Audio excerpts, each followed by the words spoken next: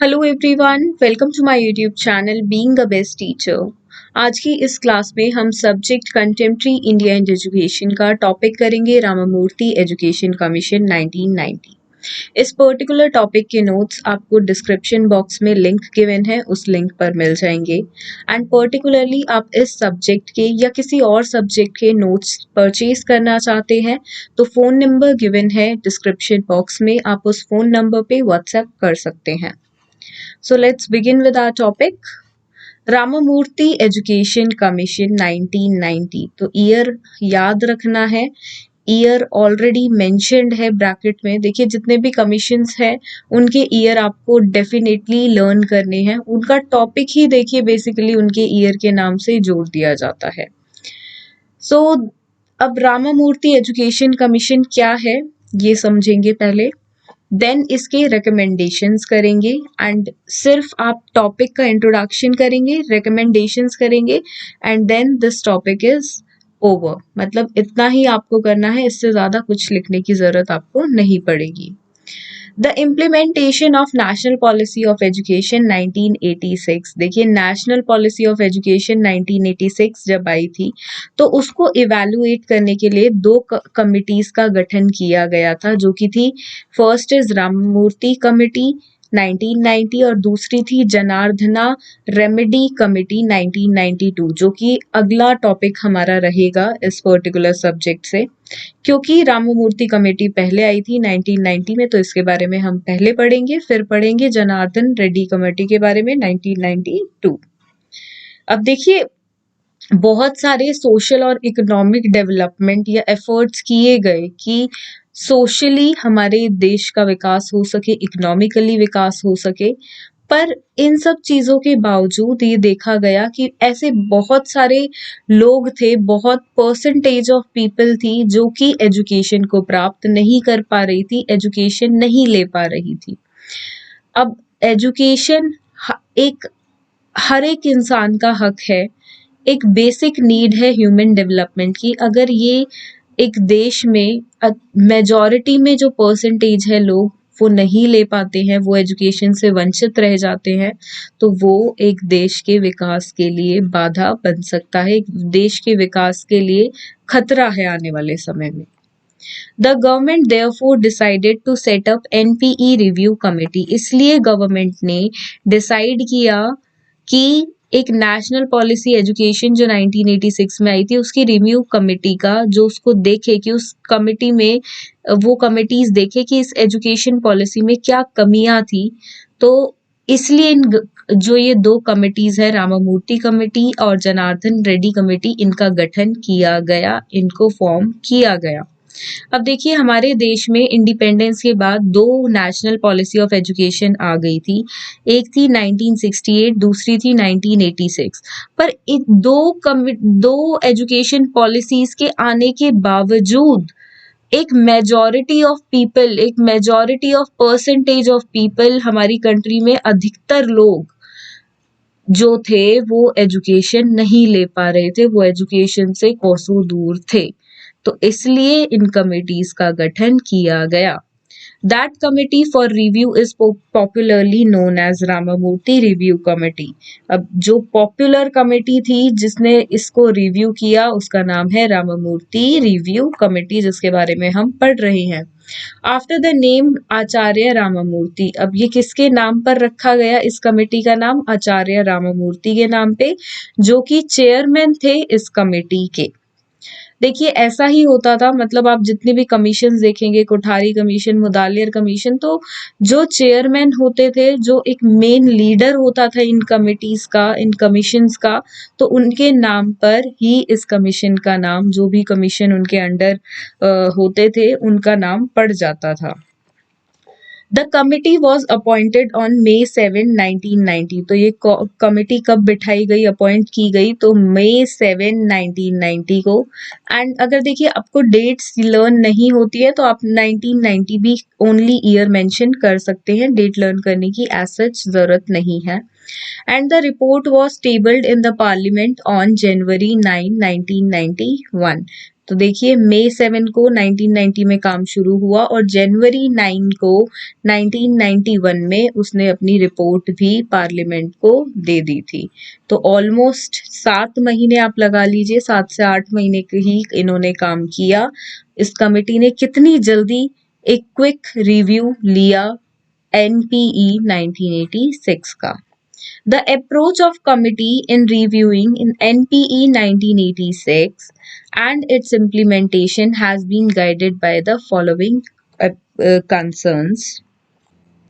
अब इस कमेटी ने कहा जो NPE 1986 है उसका जो इम्प्लीमेंटेशन है वो किस चीजों से किन कंसर्न से गाइडेड है, that are equity and social justice, empowerment of work, establishment of participative educational order, then decentralization of educational management at all levels, inculcation of values indispensable for creation of an enlightened and human society. तो ये implementations के बारे में यहाँ बात हो रही है, that the approach of the committee जो कि रामामूर्ति कमिटी है इन रिव्यूइंग NPE, जब उसने रिव्यू करा NPE 1986 को and it implementation has been guided by किन किन पॉइंट्स पे उसने देखा। So these are the particular points and देखिए ये जो पॉइंट्स हैं इनको आप ऐसे ही टेबल बना के या एक फ्लो चार्ट बना के लिखें। देखिए मैं हमेशा आपको एक चीज बोलती हूँ कि पॉइंट्स में आप आंसर्स को अटेंड करें और हर एक आंसर में ट्राई करें कम से कम एक फ्लो चार्ट तो आप जरूर बनाएं। मैक्सिमम हो सकता है तो आप 3 फ्लो चार्ट्स बना दें, उससे ज्यादा आप बनाएंगे तो वो ओवर हो जाएगा एंड इतना आपके पास टाइम भी एग्जाम में नहीं होता है। अगर आप एक ही क्वेश्चन पे एक ही आंसर को अटेंड करने में इतना टाइम बिता देंगे तो बाकी एक ना एक क्वेश्चन जरूर आपका छूट जाएगा, तो ऐसा नहीं करना है। तो इस तरीके से आप फ्लो चार्ट्स टेबल्स जरूर बनाएं। अब देखिए हम कोई भी कमीशन, कमेटी, पॉलिसी, एक्ट इनके बारे में पढ़ते हैं तो जरूरी है वहां पे स्पेशली कमीशंस के बारे में कि वहां पे रिकमेंडेशंस या उनकी इंपॉर्टेंट ऑब्जर्वेशंस लिखी जाए।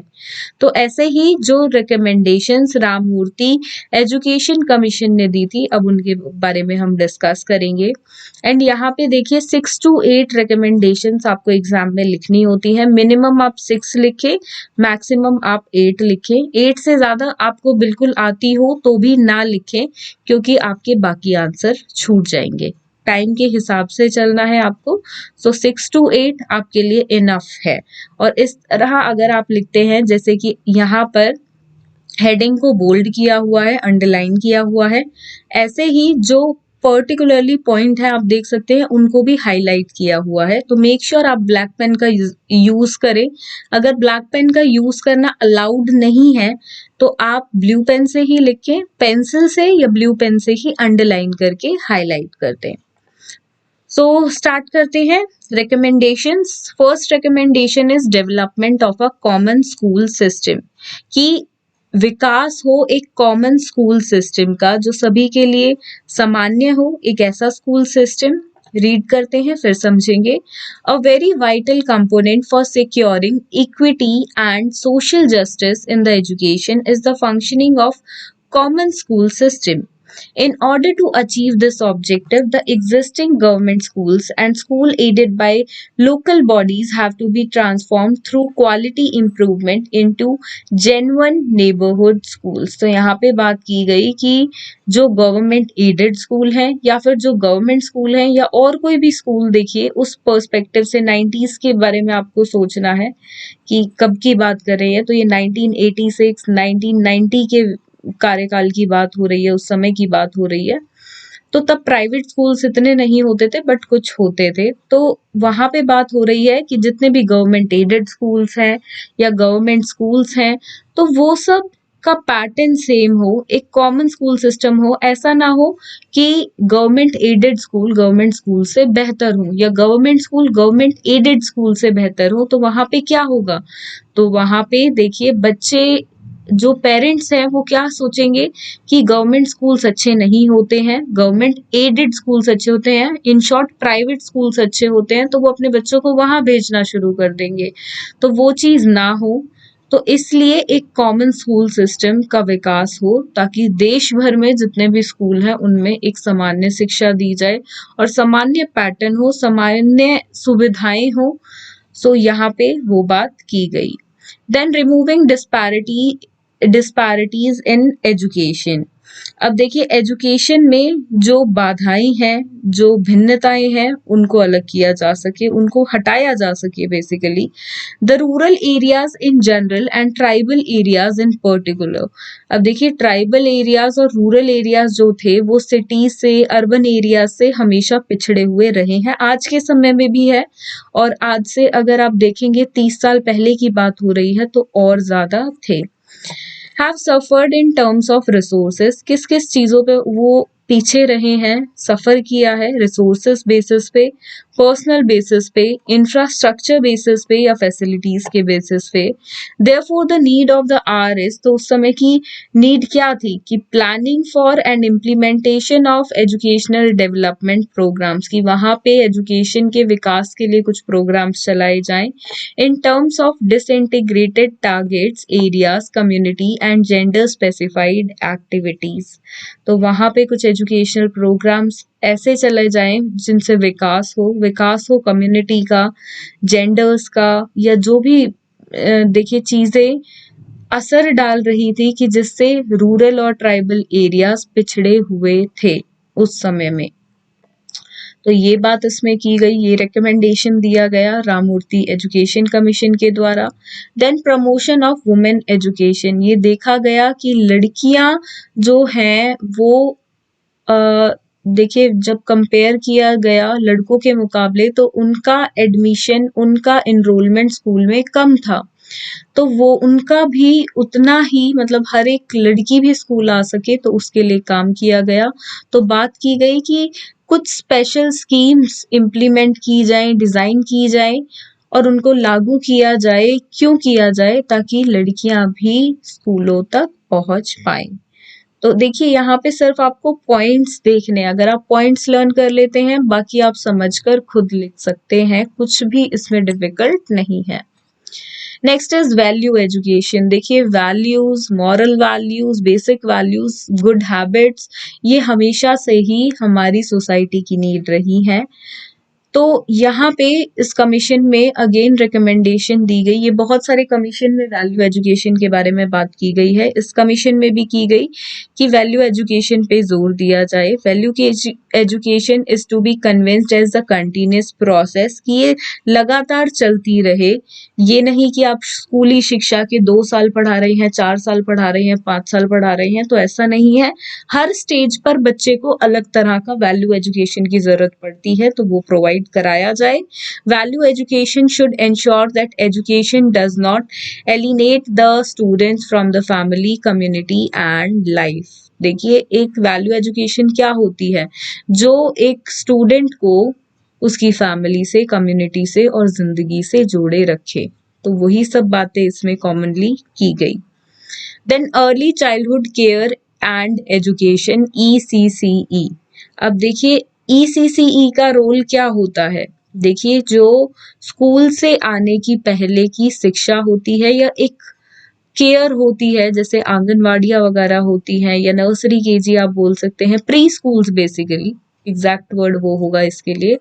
तो वो चीज प्रॉपरली जो डायरेक्टिव प्रिंसिपल्स के अंदर है, कॉन्स्टिट्यूशनल डायरेक्टिव आर्टिकल 45 है, बहुत सारी पॉलिसीज हैं जो ECCE को कवर करती हैं। तो जो ECCE का प्रॉपरली जिस लिए वो बनाया गया है तो वो उसका इम्प्लीमेंटेशन हो सके, वो अपने ऑब्जेक्टिव्स को कंप्लीट कर सके, तो वो उस चीज पे बात की गई। ऑब्वियसली उन्होंने कहीं ना कहीं देखा होगा जो रिव्यू कमेटी थी कि ECCE कहीं ना कहीं पीछे छूट रहा है। जिस पर्पस के लिए इसको बनाया गया उस पर्पस तक इसको कंप्लीट नहीं, मतलब अचीव नहीं किया जा रहा है। तो इसका एरिया बढ़ाया जाए, ज्यादा तादाद में बच्चों के एडमिशन्स हो, early childhood care and education बच्चे प्राप्त कर पाए। तो उस बारे में यहाँ पे बात की गई। The scope of the constitutional directive article 45 should be enlarge to include ECCE। Then right to education. Right to education should be examined for inclusion among the fundamental rights. तो इसको fundamental rights के अंदर डाल दिया जाए right to education को, इसके बारे में बात की गई। 1990 के बाद भी आप देखेंगे तो काफी साल लग गए राइट टू एजुकेशन को फंडामेंटल राइट्स के अंदर कैटेगराइज करने में, बट देखिए बातें काफी पहले से होनी शुरू हो गई थी। तो अपने देश में तो हमेशा यही रहा है, पहले बातें होती हैं, पॉलिटिक्स होता है और फिर कहीं जाकर जो चीजें हैं वो इम्प्लीमेंट होती हैं, देखने को मिलती हैं। तो वैसा ही कुछ। Then operation blackboard. देखिए ऑपरेशन ब्लैक बोर्ड का मतलब ये नहीं है कि हर स्कूल में केवल ब्लैक बोर्ड पहुंचाया जाए। यहाँ पे ऑपरेशन ब्लैक बोर्ड का मतलब है कि जो बेसिक चीजें एक क्लास में जरूरी होती हैं, ब्लैक बोर्ड तो है ही, साथ में और भी चीजें जो जैसे कि फर्नीचर हो गया, टीचिंग एड्स हो गए, तो ये सब चीजें भी हर एक क्लास में मिले, जो बेसिक एजुकेशन की या बेसिक एजुकेशन को प्राप्त करने की क्लासरूम में जरूरत होती है, उसमें क्लासरूम भी आ गया। Classroom, teaching aids, black board, chalk, furniture जिसपे बच्चे बैठेंगे, ये सब चीजें प्राप्त कराई जा सके हर एक स्कूल में। The state government should develop all decisions making power concerning Operation Blackboard for planning and implementing the scheme. तो इन शॉर्ट मैंने आपको इसको इलाबोरेट कर दिया है। जरूरी नहीं है आपको ऐसी रटी रटाई डेफिनेशंस लिखनी है, इलाबोरेट एक्सप्लेन इसी तरीके से करना है, अपने वर्ड्स में लिखें हमेशा। Then Navodaya Vidyalayas, the committee recommends that government may take an appropriate decision from out of the following three alternatives. तो तीन choices दी इस कमीशन ने कि गवर्नमेंट एक ना एक को इनमें से पूरी संपूर्ण तरीके से चुने। अब वो क्या है, नवोदय विद्यालय का पॉइंट है, पढ़ते हैं।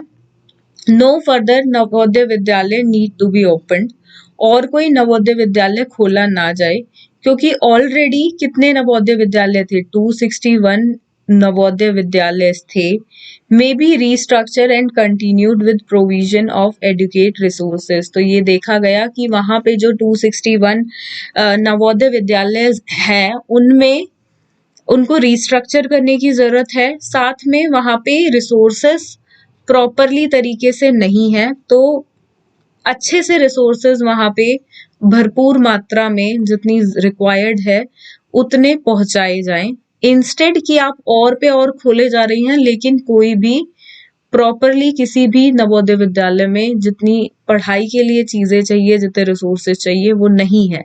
तो इससे अच्छा है कि जितने हैं उनमें रिस्ट्रक्चर करे, उनको और बेहतर बनाया जाए। तो बिल्कुल सही बात यहाँ पे की गई।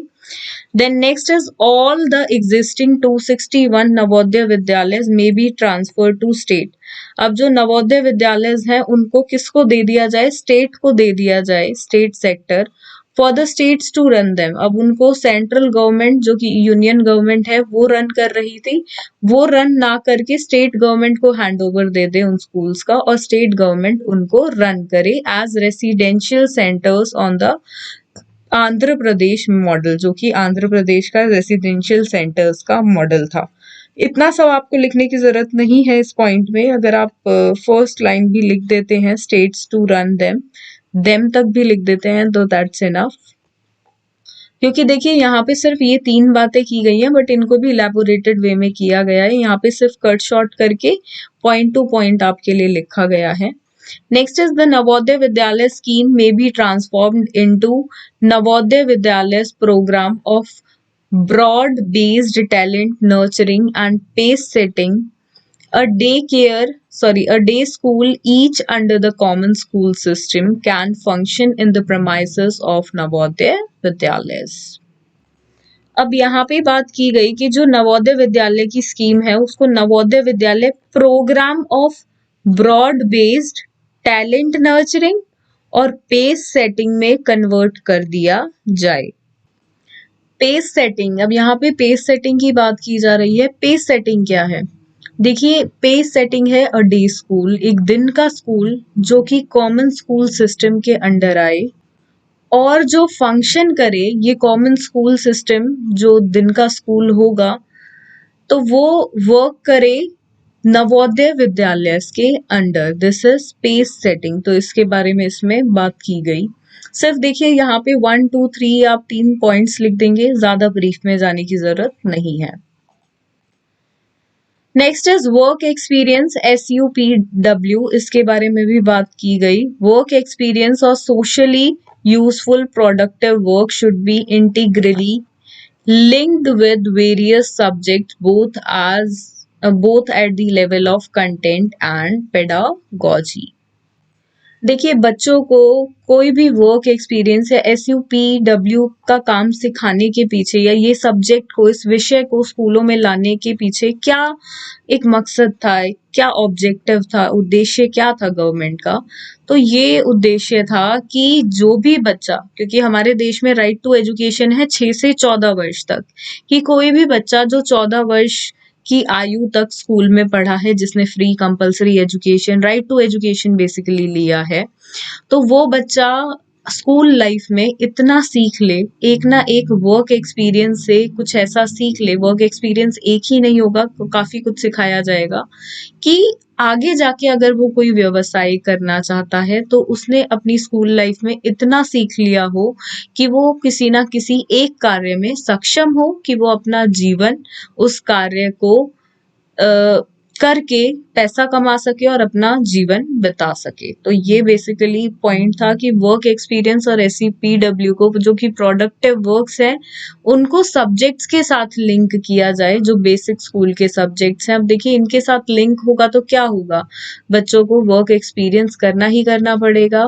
प्लस वहां पे कुछ मार्क्स वेटेज दे दी जाए सब्जेक्ट्स के साथ, लाइक प्रोजेक्ट वर्क्स दे दिया या और किसी तरीके से, कि इन कामों को बच्चे और अच्छे से सीख पाए।